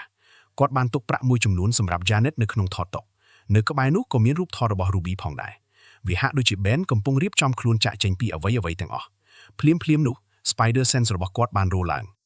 គាត់ដឹងថាមាននរណាម្នាក់កំពុងមកជិតមិនប៉ុន្មានវិនាទីក្រោយមក Ogden បានបង្ហាញខ្លួននៅមុខទ្វារ Ben បានដកកាំភ្លើងភ្លាមហើយតម្រង់ទៅលើគាត់ប៉ុន្តែ Ogden មិនបានវាយប្រហារទេផ្ទុយទៅវិញគាត់បានដករូបថតចាស់មួយចេញមកវាគឺជារូបថតពីថ្ងៃដែល Ben បានជួយសង្គ្រោះអ្នកទោសនៅមូលដ្ឋានសម្ងាត់របស់អាល្លឺម៉ង់ Ogden បានសម្លឹងមើល Ben ហើយនិយាយថា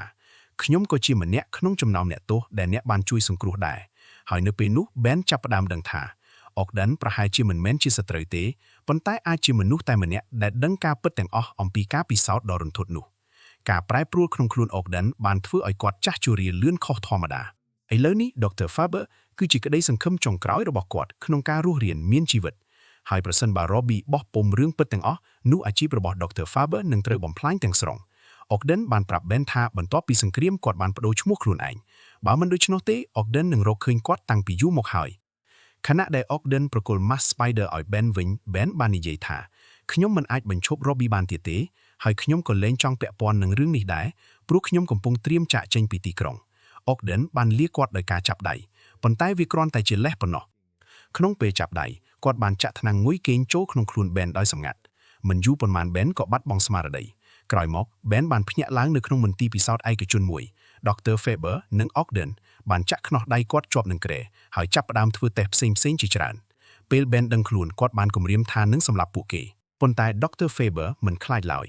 ការគំរាមនោះបានធ្វើឲ្យ Ben នឹកឃើញអតីតកាលក្រោយពីគាត់ត្រូវមនុស្សពីងពីងចម្លែកខំនៅជំរំពិសោធន៍គាត់បានភ្ញាក់ឡើងក្នុងតង់យោធាមួយ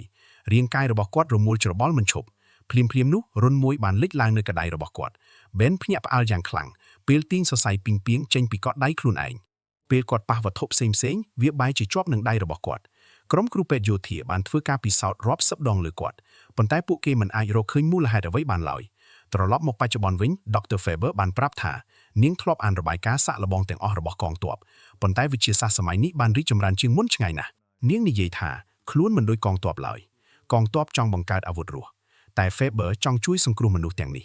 នាងក៏បង្ហាញថា Ogden គឺជាកូនប្រុសរបស់នាង Faber បានសួរ Ben ថាតើអ្នកមិនចង់បានឱកាសទី2សម្រាប់មនុស្សដែលអ្នកស្រឡាញ់ទេឬ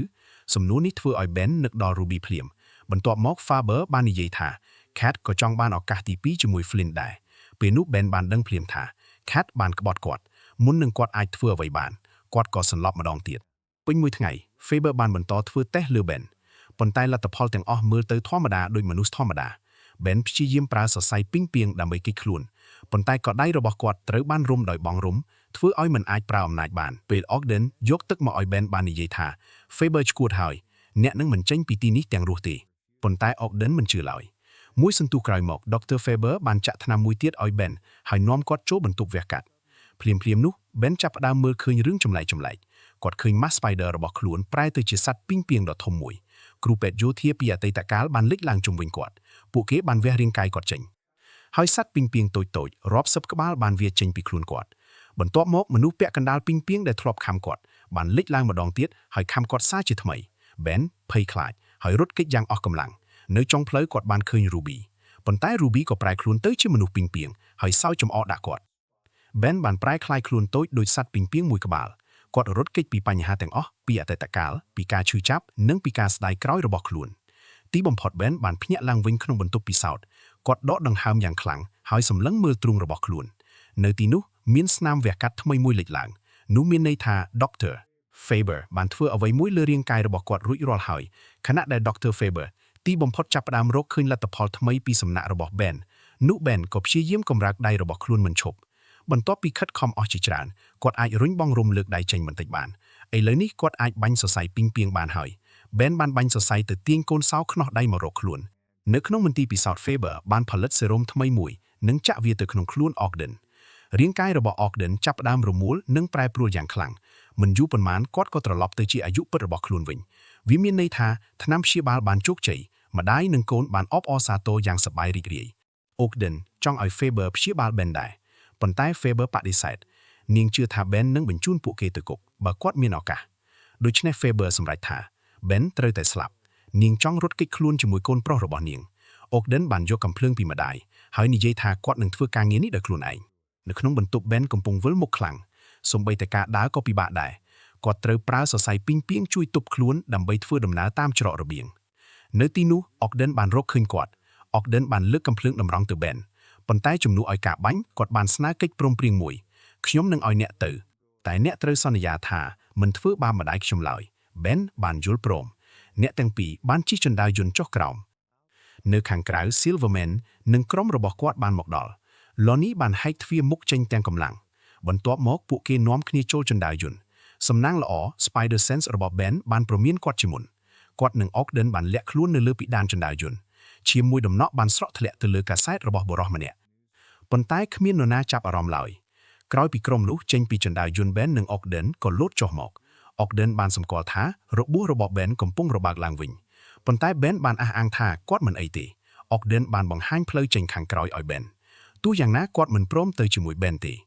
គាត់ដឹងថា ខ្លួនមិនអាចឈ្នះ Silverman និងក្រុមរបស់គេបានឡើយប៉ុន្តែគាត់ក៏មិនអាចបោះបង់ម្ដាយរបស់ខ្លួនបានដែរនៅក្នុងមន្ទីរពិសោធន៍ Faber បានបញ្ចប់ការដាក់ថ្នាំបំបត្តិជំងឺចូលដបប៉ុន្តែភ្លាមៗនោះ Silverman និងក្រុមរបស់គាត់ក៏បានរកឃើញនាងពួកគេបានបង្ហាញអត្ថបទថ្មីរបស់ Robbie ឲ្យនាងមើលដោយសារតែការស្រាវជ្រាវរបស់ Faber បានធ្វើឲ្យការប្រែប្រួលកាន់តែធ្ងន់ធ្ងរពួកគេទាំងអស់គ្នាកំពុងខឹងនិងចង់សងសឹកប៉ុន្តែ Silverman ចាប់អារម្មណ៍លើមនុស្សចម្លែកទាំងនេះជាងការសម្លាប់ Faber ដូច្នេះ Faber បានយល់ព្រមនាំពួកគេទៅមន្ទីរពិសោធន៍មួយទៀតនៅទីនោះសាកសពអតីតអ្នកទោសជាច្រើនត្រូវបានរក្សាទុកក្នុងធុងកញ្ចក់ពួកគេទាំងអស់បានស្លាប់ដោយសារការប្រែប្រួលរបស់ខ្លួនឯង Faber ព្យាយាមបញ្ចុះបញ្ចូលថានាងអាចជួយពួកគេបានប៉ុន្តែគ្មាននរណាជឿនាងទៀតឡើយពួកគេចោទថានាងជាអ្នកសម្លាប់មិត្តភ័ក្តិរបស់ពួកគេភ្លាមៗនោះ Dirk បានបញ្ចេញអគ្គិសនីឆក់ Faber យ៉ាងខ្លាំងស្រាប់តែ Ogden បានបាញ់កំភ្លើងនិងបាញ់ចំស្មារបស់ Dirk ប៉ុន្តែ Flint បានវាយគាត់មួយដៃធំដើម្បីបញ្ឈប់គាត់ពេល Flint ឃើញមុខ Ogden ជិតៗគាត់ក៏នឹកឃើញថា Ogden ធ្លាប់ជាអ្នកទោសនៅក្នុងបន្ទប់ឃុំឃាំងជាមួយពួកគេទោះជាយ៉ាងណា Dirk នៅតែបន្តឆក់អគ្គិសនីទៅលើ Faber និង Ogden Flint បានសុំឲ្យគាត់ឈប់ចំណែក Lonnie ក៏បានទាញ Flint ចេញមកវិញកំភ្លើងមួយបានធ្លាក់ទៅលើប្រេងដែលហូរនៅលើឥដ្ឋពេលអគ្គិសនីរបស់ Dirk ប៉ះទៅវាបានបង្កជាអគ្គិភ័យភ្លាមៗភ្លើងបានឆាបឆេះពេញកន្លែង Silverman បាននិយាយថាគ្មានអ្វីគួរឲ្យចាប់អារម្មណ៍នៅទីនេះទៀតទេហើយគាត់ក៏នាំក្រុមរបស់ខ្លួនចាក់ចេញខណៈដែល Faber និង Ogden ដួលសន្លប់នៅកណ្ដាលអណ្ដាតភ្លើងទន្ទឹមនឹងនោះ Ben បានត្រឡប់ទៅមន្ទីរពិសោធន៍ដើមដើម្បីយកសម្លៀកបំពាក់និងសំណាក់ឈាមរបស់គាត់នៅខាងក្រៅមានកូនចៅរបស់ Silverman 2នាក់កំពុងយាម Ben បានរងចាំរហូតដល់ពួកគេភ្ញាក់ផ្អើលនឹងការផ្ទុះរបស់មន្ទីរពិសោធន៍គាត់ក៏រត់គេចដោយសុវត្ថិភាពមិនយូរប៉ុន្មានក្រុម Silverman បានបើកឡានចាក់ចេញបន្ទាប់មកការផ្ទុះដ៏ធំមួយបានកើតឡើងអគារទាំងមូលបានរលំខ្ទេចនៅក្បែរនោះ Ben បានបង្ហាញការពិតមួយគាត់ក៏បានលួចយកថ្នាំបំបត្តិជំងឺ Antidote មកជាមួយដែរពី3ថ្ងៃក្រោយ Dirk និង Flint បានទៅការិយាល័យយុទ្ធនាការបោះឆ្នោតរបស់អភិបាលក្រុង Alfred Dirk បានឆក់ប៉ូលីស2នាក់ឲ្យដួលសន្លប់បន្ទាប់មកអ្នកទាំងពីរបានបង្ខំលេខាធិការម្នាក់ឲ្យនាំពួកគេទៅបន្ទប់រក្សាទុកប្រាក់ពេល Alfred មកដល់និងឃើញសភាពរញ៉េរញ៉ៃទាំងអស់គាត់បានសួរមេប៉ូលីសដោយកំហឹងថារឿងបែបនេះកើតឡើងបានយ៉ាងដូចម្តេចមេប៉ូលីសបានប្រាប់ Alfred ថាប៉ូលីសធម្មតាមិនអាចប្រយុទ្ធជាមួយឧក្រិដ្ឋជនដែលមានអំណាចពិសេសបានទេតាមពិតទៅគាត់បានបាត់បង់មន្ត្រីជាច្រើនអ្នករួចហើយបើគ្មាន Spider ជួយទេមេប៉ូលីសជឿថា Alfred នឹងមិនអាចជាប់ឆ្នោតម្ដងទៀតបានឡើយនៅការិយាល័យ Cat បានសួរ Janet ថាតើនាងមានដំណឹងពី Ben ដែរឬទេព្រោះគាត់មិនបានមកតាមការណាត់សម្រាប់ការធ្វើដំណើររបស់ពួកគេ Janet មិនដឹងអ្វីទាំងអស់ហើយក៏ព្យាយាមតាក់ទង Robbie ដើម្បីឲ្យគាត់ជួយស៊ើបអង្កេតទន្ទឹមនឹងនោះ Ben កំពុងអង្គុយផឹកស្រានៅបារមួយដើម្បីបំភ្លេចការឈឺចាប់ពីការក្បត់របស់ Cat គាត់កាន់ដបថ្នាំព្យាបាល Antidote ហើយគិតមិនដាច់ថាតើគួរចាក់វាដាក់ខ្លួនឯងឬអត់ពេលនោះមានបុរសមួយក្រុមចូលមកផឹកស្រាហើយចាប់ផ្ដើមនិយាយចំអកអំពី Spider Ben ទប់អារម្មណ៍មិនបានទៀតទេគាត់ស្រែកថា Spider ក៏ជាមនុស្សដូចអ្នកដទៃដែរគាត់ក៏ចេះឈឺចាប់ចេះអស់កម្លាំងនិងចេះសោកស្ដាយដែរប៉ុន្តែក្រុមនោះគ្រាន់តែសើចចំអកដាក់គាត់ប៉ុណ្ណោះ Ben ដើរចេញទៅក្រៅពាក់ Mask Spider រួចដើរចូលមកវិញទោះបីជាស្រវឹងខ្លាំងនិងវិលមុខក៏ដោយគាត់នៅតែអាចប្រយុទ្ធនឹងបុរសទាំងអស់បានគាត់ប្រើទាំងកណ្ដាប់ដៃជើងនិងសរសៃពីងពីងមិនដល់ប៉ុន្មាននាទីផងបុរសទាំងអស់ត្រូវបានរុំជាប់ដោយសរសៃពីងពីងពេល Robbie មកដល់ Ben កំពុងបន្តផឹកស្រាទៀត Ben បានប្រកាសថាគាត់នឹងប្រើថ្នាំព្យាបាលលើកប៉ុន្តែ Robbie បានឆក់ដបថ្នាំពីដៃគាត់ហើយនិយាយថាបើនេះជាអ្វីដែលអ្នកចង់បានពិតប្រាកដអ្នកនឹងផឹកវាតាំងពីយូរហើយអ្នកទាំងពីរបានដើរចេញជាមួយគ្នា Ben បានប្រាប់ Robbie អំពីការក្បត់របស់ Cat Robbie បាននិយាយថា New York នៅតែត្រូវការ Spider គាត់ក៏រំលឹក Ben ថាមនុស្សដូច Lonnie ក៏ធ្លាប់ជាទាហានដូចគាត់ដែរហើយពួកគេកំពុងជិតស្លាប់ Robbie បានបន្តថាអ្នកមិនអាចជួយ Ruby បានព្រោះអ្នកមិនដឹងថានាងត្រូវគេចាប់ខ្លួនប៉ុន្តែពេលនេះអ្នកដឹងបញ្ហាហើយអ្នកនៅមានជំរឿសពាក្យទាំងនេះធ្វើឲ្យ Ben ចាប់ផ្ដើមគិតឡើងវិញក្រោយមក Robbie បាននាំ Ben ទៅការិយាល័យដោយសារស្រវឹងខ្លាំងពេក Ben បានប្រាប់ Janet ថាខ្ញុំគឺជា Spider Janet មិនភ្ញាក់ផ្អើលឡើយនាងគ្រាន់តែញញឹមហើយនិយាយថាអ្នកនិយាយបែបនេះរាល់ពេលស្រវឹងហើយព្រឹកឡើងក៏ភ្លេចអស់នៅពេលជាមួយគ្នានោះ Flint បានទៅជួប Cat បានរំលឹកគាត់ថានាងស្រឡាញ់គាត់ប៉ុណ្ណានិងសុំឲ្យពួកគេនៅជាមួយគ្នាប៉ុន្តែ Flint ដឹងថាគាត់នឹងបញ្ចប់ដោយសាកសពក្នុងមន្ទីរពិសោធន៍ដូច្នេះគាត់ចង់ឲ្យ Cat បំភ្លេចគាត់ហើយចាប់ផ្ដើមជីវិតថ្មីនៅពេល Ben ចាប់ផ្ដើមធូរស្បើយពីស្រាគាត់បានបែងចែកថ្នាំព្យាបាលទៅក្នុងសារ៉ាំងជាច្រើនគាត់សម្រេចចិត្តថាគាត់នឹងជួយព្យាបាលអ្នកដទៃមុនព្យាបាលខ្លួនឯងភ្លាមនោះពួកគេបានឮព័ត៌មានតាមវិទ្យុក្រុមរបស់ Silverman កំពុងវាយលុកឃ្លាំងអាវុធប៉ូលីសនៅ Harlem ប៉ុន្តែប៉ូលីសគ្មានអ្នកណាហ៊ានចូលទៅទប់ស្កាត់ឡើយរ៉ូនីបានទៅជួបឡូនីហើយសួរថាហេតុអ្វីបានជាគាត់ធ្វើការឲ្យ Silverman ឡូនីឆ្លើយថា Silverman ផ្ដល់ផ្ទះនិងអាហារឲ្យខ្ញុំអស់ជាច្រើនឆ្នាំមកនេះខ្ញុំគ្មានអ្វីទាំងអស់នេះជាគោលបំណងចុងក្រោយរបស់ខ្ញុំមុនពេលស្លាប់ពេលរ៉ូនីនៅតែព្យាយាមបញ្ចុះបញ្ចូលគាត់ Spider ក៏លោតចុះមកនិងវាយឡូនីដួល Spider បានព្យាយាមពន្យល់ថាពួកគេចង់ជួយគាត់ប៉ុណ្ណោះប៉ុន្តែឡូនីមិនស្ដាប់ឡើយគាត់បានបំបែកសរសៃពីងពីងរបស់ Spider យ៉ាងងាយស្រួល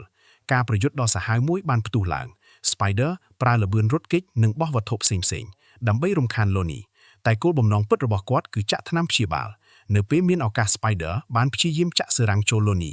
ប៉ុន្តែស្បែករបស់ឡូនីរឹងខ្លាំងពេកម្ជុលបានបាក់ភ្លាមឡូនីបានចាប់ Spider បោកទៅលើរថយន្តមួយ Spider បានយកសឺរ៉ាំងមួយទៀតចេញប៉ុន្តែវាបានធ្លាក់ពីដៃគាត់ឡូនីត្រៀមវាយសម្លាប់គាត់ភ្លាមនោះ Robbie បានរត់មកយកសឺរ៉ាំងហើយចាក់ចូលភ្នែករបស់ឡូនីស្រែកដោយការឈឺចាប់បន្ទាប់មកគាត់បានលុតជង្គង់ចុះស្បែករឹងរបស់គាត់ចាប់ផ្ដើមត្រឡប់ទៅធម្មតាវិញថ្នាំព្យាបាលបានសម្រេចប៉ូលីសឃើញរឿងនេះហើយចង់សងសឹកឡូនី Spider បានប្រើសរសៃពីងពីងវាយពួកគេឲ្យដួលប៉ុន្តែភ្លាមអំណាចរបស់គាត់ក៏ឈប់ដំណើរការប៉ូលីសបានឡោមព័ទ្ធនឹងវាយ Spider យ៉ាងខ្លាំងឡូនីដែលទើបជាសះស្បើយបានរត់មកជួយគាត់វាយប៉ូលីសជាច្រើនអ្នកហើយលើក Spider ឡើងបន្ទាប់មកឡូនី Robbie និង Spider បានជិះឡានគេចខ្លួននៅយប់នោះកូនចៅ Silverman បានរកឃើញសឺរ៉ាំងទទេចំណែកប៉ូលីសរកឃើញមជុលដែលបាក់មិនយូរប៉ុន្មានព័ត៌មានអំពីថ្នាំព្យាបាលបានរីករាលដាលពេញទីក្រុងទាំង Silverman និង Alfred សុទ្ធតែចង់បានវាហើយអ្នកទាំងពីរក៏ចាប់ផ្ដើមស្វែងរក Ben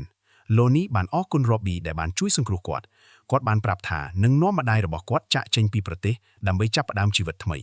នៅរោងកុនចាស់ Cat បានជួប Janet ភ្លាម Janet បានទះកំភ្លៀង Cat ពីរដងនាងខឹងចំពោះការក្បត់របស់ Cat បានសារភាពថានាងបានធ្វើខុសដើម្បីសងកំហុសនាងស្នើថានាងនឹងជួយចាក់ថ្នាំព្យាបាលឲ្យ Flint និង Dirk ដោយខ្លួនឯងពេល Janet ត្រឡប់ទៅការិយាល័យមិត្តប៉ូលីសរបស់នាងបានទូរស័ព្ទមកគាត់ប្រាប់ថាប៉ូលីសទាំងទីក្រុងកំពុងតាមចាប់ Ben Janet ក៏ចេញទៅស្វែងរក Ben ភ្លាមប៉ុន្តែនាងមិនដឹងថាកូនចៅ Silverman កំពុងតាមដាននាងទេនៅផ្ទះរបស់ Robbie Janet បានប្រាប់ Ben អំពីសំណើរបស់ Cat ពួកគេកំពុងពិភាក្សាថាតើគួរជឿ Cat ឬអត់ស្រាប់តែ Flint និង Dirk បានបង្ហាញខ្លួនពួកគេប្រាប់ថា Silverman ចង់ជួប Ben មុនពេល Robbie អាចប្រគល់អាវដែលលាក់ថ្នាំព្យាបាលឲ្យ Ben បានក្រុមរបស់ Silverman ក៏ចាប់ Ben ទៅបាត់នៅក្លឹបរបស់គាត់ Silverman បាននិយាយថាហៅ Spider មកជួបខ្ញុំ Ben បានទូរស័ព្ទទៅ Robbie ហើយប្រើពាក្យសម្ងាត់មួយចំនួនដើម្បីឲ្យ Robbie ធ្វើពុតជា Spider-Man បន្ទាប់មកគាត់បានប្រគល់ទូរស័ព្ទឲ្យ Silverman និយាយផ្ទាល់ក្រោយការចរចាពួកគេបានធ្វើកិច្ចព្រមព្រៀងមួយ Spider ត្រូវយកថ្នាំព្យាបាល Antidote មកក្លឹបប៉ុន្តែ Silverman មិនអនុញ្ញាតឲ្យ Ben ចាក់ចេញឡើយរហូតដល់ការប្រគល់ថ្នាំត្រូវបានបញ្ចប់ខណៈពេល Ben និង Silverman អង្គុយផឹកស្រានិងជជែកគ្នា Dirk ស្រាប់តែនឹកឃើញអ្វីមួយគាត់បានដឹងថា Ben គឺជាទាហានដែលបានជួយសង្គ្រោះពួកគេចេញពីមន្ទីរពិសោធន៍របស់អាល្លឺម៉ង់កាលពីសង្គ្រាម Ben ព្យាយាមបដិសេធប៉ុន្តែ Flint បានបញ្ជាក់ថា Dirk និយាយត្រូវពេលនោះ Silverman ចាប់ផ្ដើមសង្ស័យថា Ben អាចជាមនុស្សពីងពីង Spider-Man ពិតប្រាកដដើម្បីសាកល្បងគាត់បានយកកំភ្លើងតម្រង់ទៅ Cat ហើយគំរាមថានឹងបាញ់នាងគាត់និយាយថាបើ Ben ជា Spider ពិតប្រាកដមានតែ Spider ប៉ុណ្ណោះដែលលឿនគ្រប់គ្រាន់ដើម្បីបញ្ឈប់ខ្ញុំនៅក្រោមទោស Ben បានព្យាយាមបាញ់សរសៃពីងពីងប៉ុន្តែអំណាចរបស់គាត់នៅតែមិនដំណើរការសរសៃពីងពីងមិនចេញសោះដើម្បីបង្វែរការចាប់អារម្មណ៍របស់ Silverman Cat ក៏និយាយឡើងថា Ben មិនជួយខ្ញុំទេព្រោះខ្ញុំបានធ្វើឲ្យគាត់ខូចចិត្តនាងបន្តថានាងស្រឡាញ់ Flint មិនមែន Ben ទេ Ben គ្រាន់តែជាមនុស្សដែលនាងប្រើដើម្បីសម្រេចគោលបំណងរបស់ខ្លួនប៉ុណ្ណោះបន្ទាប់ពីលាក់បាំងការពិតអស់រយៈពេលយូរ Cat ក៏សម្រេចសារភាពទាំងអស់នាងបានប្រាប់ថានាងហើយដែលជាជនក្បត់ពិតប្រាកដ Silverman ខឹងយ៉ាងខ្លាំងគាត់លើកកំភ្លើងឡើងហើយត្រៀមបាញ់ Cat ភ្លាមប៉ុន្តែស្រាប់តែទ្វារក្លឹបបើកចំហ Robbie បានបង្ហាញខ្លួនក្នុងឈុត Spider-Man គាត់កំពុងធ្វើពុតជា Spider ដើម្បីជួយ Ben Silverman មិនខឹងទេតែបែរជារំភើបខ្លាំងគាត់ស្រែកថា Spider ទីបំផុតយើងបានជួបគ្នាហើយមកចូលក្រុមជាមួយខ្ញុំទៅខណៈដែលគ្រប់គ្នាកំពុងផ្ដោតលើ Robbie Cat បានឆក់យកកំភ្លើងពីដៃ Silverman ដោយមិនឲ្យនរណាចាប់អារម្មណ៍បាន Robbie ចង់បដិសេធនិងប្រយុទ្ធជាមួយក្រុមរបស់ Silverman ភ្លាមប៉ុន្តែ Ben ដឹងថាពួកគេមិនអាចឈ្នះបានទេគាត់បានបញ្ចុះបញ្ចូល Robbie ឲ្យធ្វើពុតជាស្ដាប់សំណើរបស់ Silverman សិនដើម្បីទិញពេលវេលាភ្លាមនោះកូនចៅពីរនាក់របស់ Silverman បាននាំ Janet ចូលមកពួកគេបានចាប់នាងនៅខាងក្រៅខណៈដែលនាងកំពុងកាន់សឺរ៉ាំងថ្នាំព្យាបាល Dirk បានឆក់សឺរ៉ាំងទាំងនោះភ្លាមបន្ទាប់មកគាត់បានចាក់ថ្នាំឲ្យ Robbie មួយដូសរួចក៏បញ្ចេញអគ្គិសនីឆក់គាត់ Robbie ដួលសន្លប់ភ្លាម Dirk គិតថាថ្នាំព្យាបាលពិតជាមានប្រសិទ្ធភាពមែនព្រោះ Robbie មិនស្លាប់ទេពេល Silverman ទាមទារយកសឺរ៉ាំងទាំងអស់ Dirk បានបដិសេធគាត់ដឹងថា Silverman ចង់យកថ្នាំទៅគ្រប់គ្រងខ្លួនគាត់និង Flint Silverman បានបញ្ជា Flint ឲ្យដណ្ដើមថ្នាំមកវិញប៉ុន្តែ Dirk បាននិយាយថាយើងមិនចាំបាច់ស្ដាប់បញ្ជារបស់គាត់ទៀតទេយើងខ្លាំងជាងគាត់ទៅទៀត Flint ដែលនៅតែខឹងរឿង Silverman គំរាមសម្លាប់ Cat ក៏យល់ព្រមក្បត់គាត់បន្ទាប់មក Flint និង Dirk បានដោះ Mask Spider ចេញប៉ុន្តែមុខដែលពួកគេឃើញគឺ Robbie មិនមែន Ben ទេនៅពេលនោះ Ben ទីបំផុតអាចប្រើសរសៃពីងពីងបានវិញគាត់បានបាញ់សរសៃទៅយកសឺរ៉ាំងទាំងអស់បន្ទាប់មកគាត់បានបិទ Flint ជាប់ជញ្ជាំងហើយបោក Dirk ទៅលើតុមួយ Silverman និងកូនចៅរបស់គាត់បានបាញ់កំភ្លើងសន្ធឹកសន្ធាប់ Cat ក៏បាញ់តបវិញក្នុងភាពច្របូកច្របល់នោះ Silverman បានរត់គេចខ្លួន Ben បានប្រើសរសៃពីងពីងវាយក្រុមកូនចៅឲ្យដួលម្ដងម្នាក់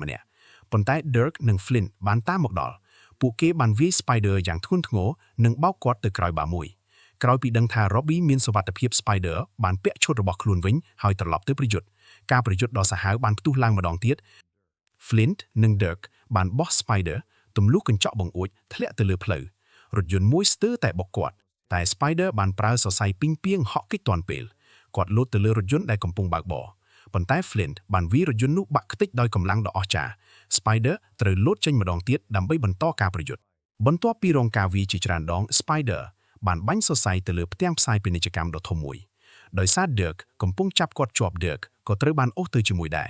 ការបុកដ៏ខ្លាំងបានធ្វើឲ្យពួកគេទាំងពីរធ្លាក់ដួលអគ្គិសនីរបស់ Dirk ក៏ចាប់ផ្ដើមរអាក់រអួល